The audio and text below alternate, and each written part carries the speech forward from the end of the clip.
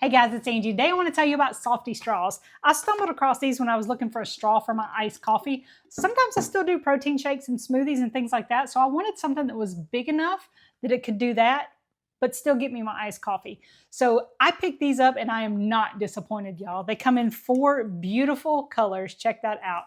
These have a bend to them. It's a 9-inch straw. It's made out of silicone.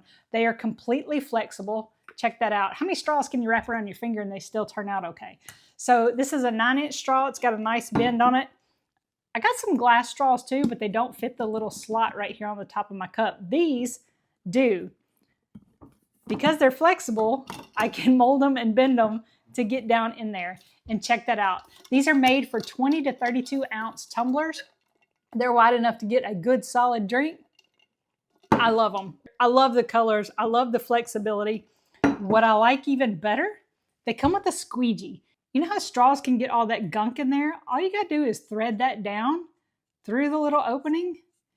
It's got a squeegee and it will pull all the gunk out of it. So you don't have to worry about what's hiding in your straw. And these are safe from -40 to 500 degrees. They're dishwasher safe, or use your squeegee. I don't think you'd be disappointed at all.